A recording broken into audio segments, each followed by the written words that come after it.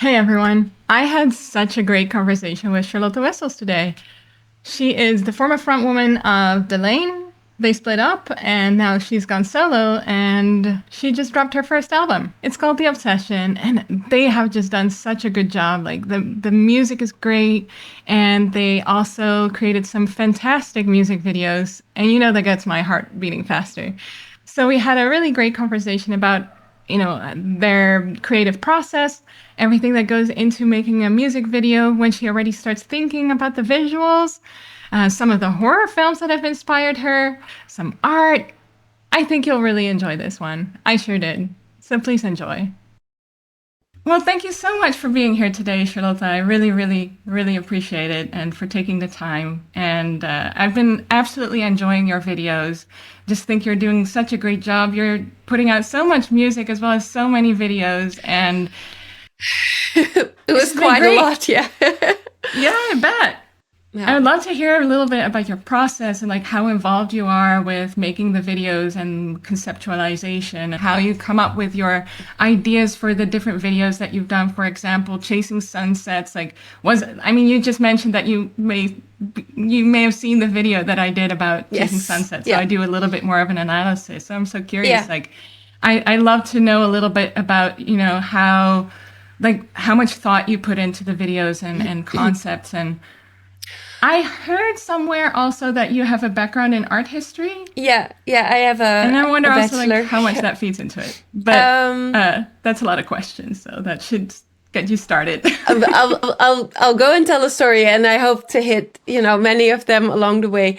So for me, like the process when it comes to working on the videos and like the artwork, it usually starts quite early on in the process already. Like when I'm working on the songs, often I already make little mood boards about the songs, because practically because I know, especially from my favorite songs, that there's a big chance that at one point I will have to give like a visual aspect to them. But also because it helps me already in the songwriting stage, and in the stage of, writing lyrics, to think when I'm writing music, I often already see things with it, like colors and textures or atmospheres. And sometimes it helps for me to actually have them very present and visual. And it also helps in communicating to musicians that I'm working with. Like, for example, towards we've been working with Vikram Shankar, who made orchestral arrangements and key arrangements for all of the songs on The Obsession, actually. Initially, I thought it would be some of them, but it ended up being all of them. And for the first songs, I also sent the mood boards along with it. So it's also this is what the song sound like now, but this is what I want them to feel like, and so I do kind of idea collecting and mood boarding quite early on in the process already. There's also certain songs which have already kind of a strong visual element in where I take the inspiration from. For example, The Crying Room, for example, it takes a little bit of inspiration from Homer's Odyssey in the way that the song starts, that the lyric starts, because Homer's Odyssey starts with Muse, sing through me, the story of a man who was, I don't remember the exact words, but so good in contending. And I wanted to write a song about fear of failure. So I was I'm going to do Muse, sing through me, a song of someone who was really, really terrified. But if you're working from such a classical references, then visually I'm also kind of in a classical arts quarter. And so, yeah, usually I start pretty early on with collecting visual ideas and thinking of concepts, and then kind of based on the concept that I have in mind, I choose out of I have different teams that I work with, that I like to work with, and kind of depending on what sort of idea I have, I will think, oh, this would be a great fit for them, or this would be a great fit for them. And then usually together with whoever I'm making the video with. We sit down and we take those initial ideas and we either come up with more ideas or they come up with brand new ideas of their own that fit with it, or and we think of how to actually make those ideas like realistic. And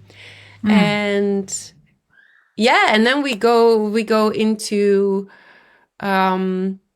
the actual shoot and into, I'm usually quite well, I'm not involved myself in the editing phase. I don't do any editing, but I I do. Usually there are several rounds of feedback before it's finished, but yeah, I really enjoy it. Like for this record, we did 5 videos, which was a lot. Like at that point, I also started feeling the pressure of like,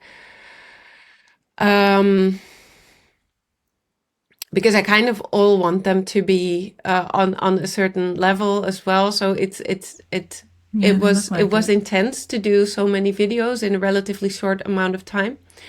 But yeah, I also really enjoyed it. It was really cool to do. Yeah.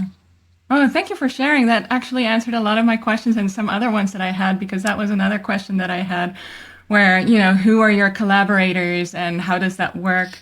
And how involved are you in directing the video as well as like overall production? Yeah. No, I do like to work with people who on the day itself, like I can really leave it in their hands as well. But usually I will have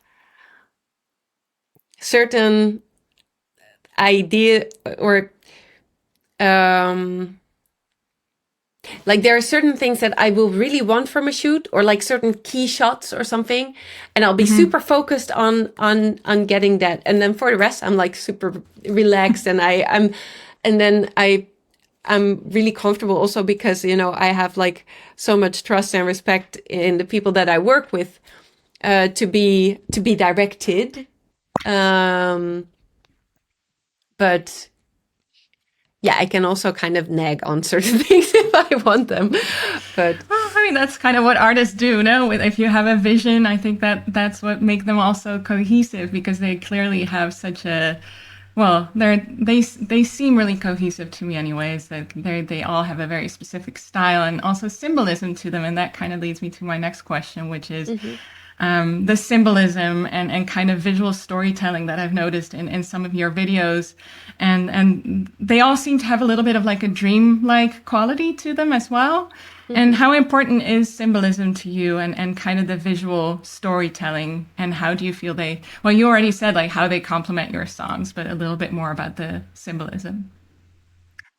I do like, I don't think that every single video should, or I don't think that they all have to tell like a literal story, but yeah, I do like, even with the performance videos, like Chasing Sunsets in essence is like very much a performance video.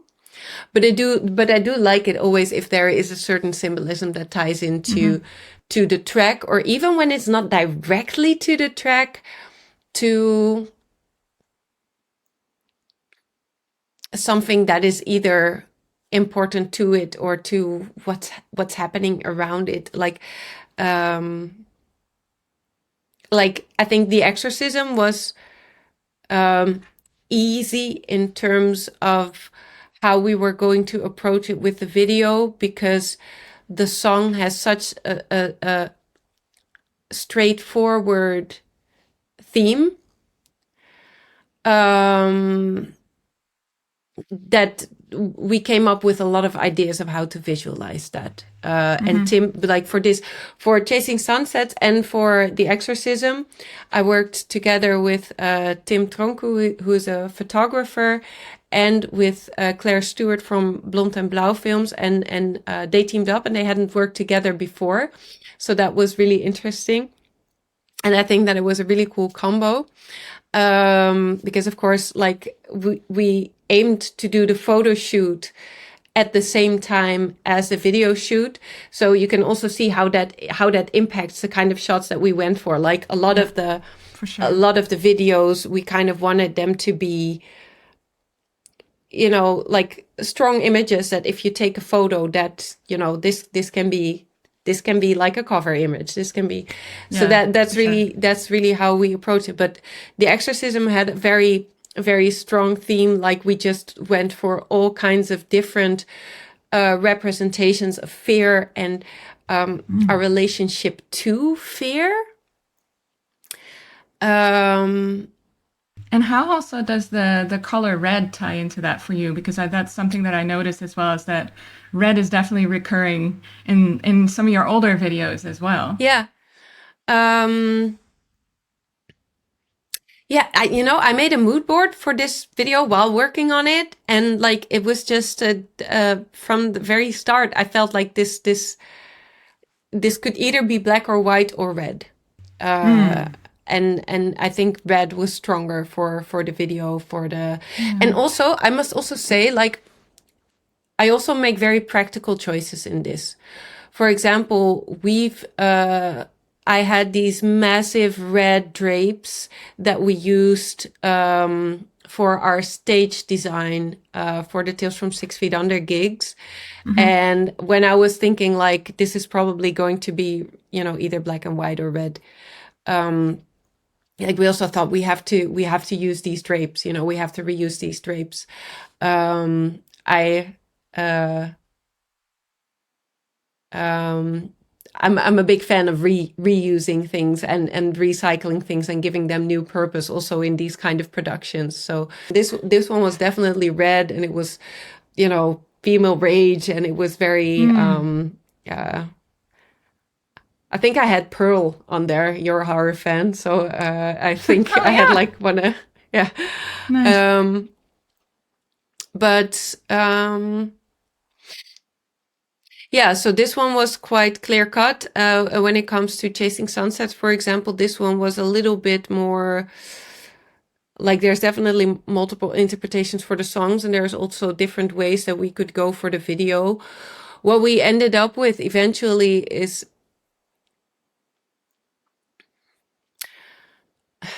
we wanted to make a representation of how people can be like totally contempt in their own bubble while basically the world is going to shit and while we're using all of the resources.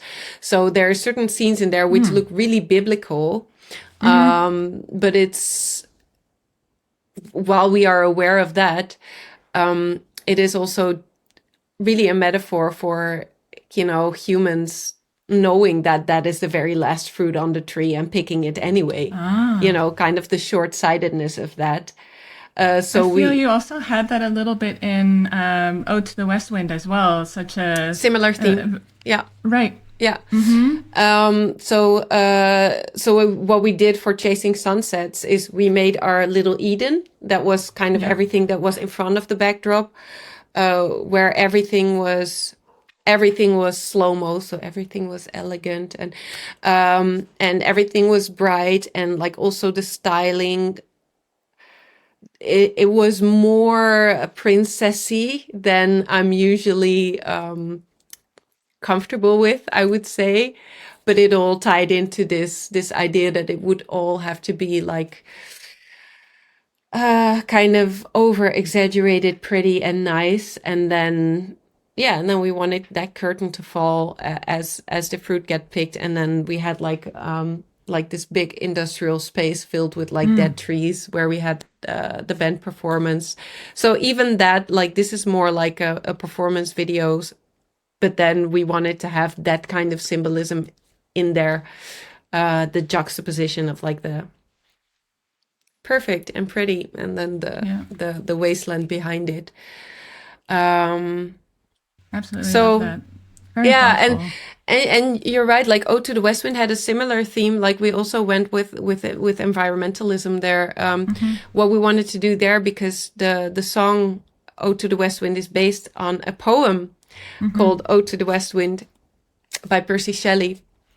And this poem is really about like the author's admiration for like the unstoppable force of nature, um, and also his legacy on the world.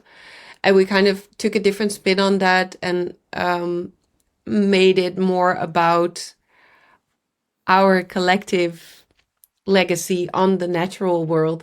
And I thought that a way to communicate that could be, because he was like a romantic writer, you know, but one of my favorite romantic painters is Caspar David Friedrich. So I immediately had to think of this one painting by Caspar David Friedrich, The Wanderer Above the Sea of Fog, where he's like looking out over this beautiful landscape. And I thought we should do this, but we should do it with trash.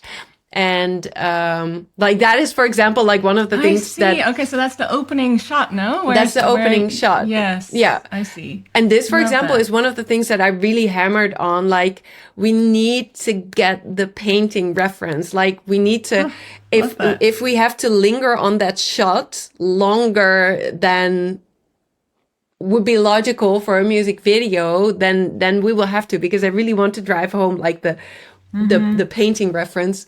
And then we did the same thing for Raphael's Cherubs, which is Yes. like a completely different category of paintings. Yes, right. If I'd had, you know, but I love the idea of having like, because our wings were also made of trash. Yes. And this is one of those gorgeous moments when you're collecting ideas and you type in trash wings in Pinterest or whatever, and nothing turns up. And I was like, Yes, you got yeah. something unique. Yeah, probably someone did it. Like, don't respond to this by telling me who else did it. I was very happy in thinking that I had something and I couldn't find something. So, but yeah, so, and of course, if we'd had more time and more resources, I probably would have picked like 10 romantic paintings and, you know, included them. But this is also where, you know, you have to be realistic, unfortunately. But yeah, Well, the I do limitations really. sometimes also lead to the greatest creativity, I think. So I think it came out great. And talking about paintings, because this reminded me a little, and I just wanted to have a little, like, just a check for my own nerdhood, I guess, because Uh-huh. I'm especially because you reference paintings a lot, which is something I do too in a lot of my films as well.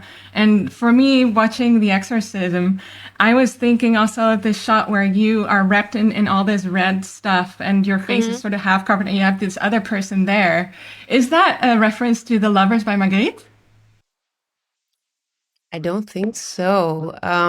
This was Okay, let so me, that's one of my all-time favorite paintings and it really reminded me of it. okay, I'm going to look it up right now. Wait. Oh, look at that. Oh, that's gorgeous. Yeah, no, it's not, but that is gorgeous. Yeah. It's such a wonderful painting. It's one of my favorites. That's very So eerie it's and spooky as well. Yeah. isn't it? Yeah. So Yeah. okay, but that's cool though. But I mean, you're on the same wavelength as him, I guess, which is such a good thing. This shot was Tim's. Tim should take credit for that one. It was I Tim's see. idea, and I think he did have a visual reference, but I don't remember what it was. So, yeah, yeah. All right. So talking about horror films, and we talked a little bit about this. Like you're a fan, obviously. I am too, and I would love to know like what are some horror films that you love. And I also think that I saw a little bit of Suspiria in Afgeka, if I'm not Definitely, mistaken. yeah, a lot Yeah. in the styling. That was a very Yes. direct reference, but also like I really wanted the element of dance in there. Like I had to, Yes. which was I'm a very bad dancer, but it was fun. It was a fun challenge. Yeah. Look like. Um, no, yeah, I I I love folk horror. Like I like horror in broad daylight. But I also love Suspiria. I loved Pearl. Um, I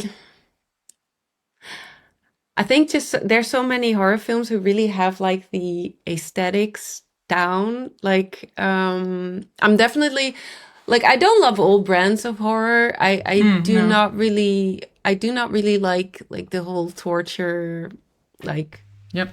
Saw and such. I've seen most of the Saw films, but I would definitely not list them as something that I enjoyed. Right.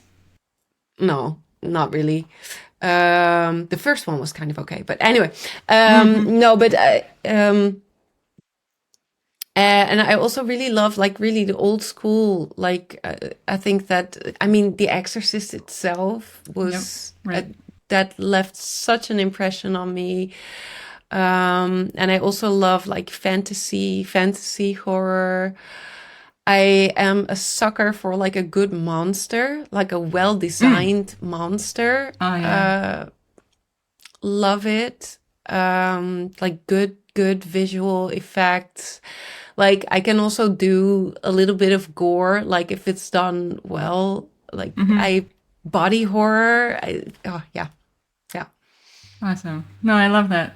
yeah. Well, thank you so much for taking the time today, and I really appreciate it. And just very excited to follow along in your career and your work and all of that. Just all the best. Thank you so much. I feel like I have to, if I can. I'd love to mention Video Inc. because Video Inc. did the last two videos. They did Dopamine as well as Ode to the West Wind. And they also did the Afkikken video, for example. I've worked with them a lot, so I feel like if I mentioned the other team by name, I should also mention Video Inc. by name Yes. because I've worked with them Love so it. much. Yeah.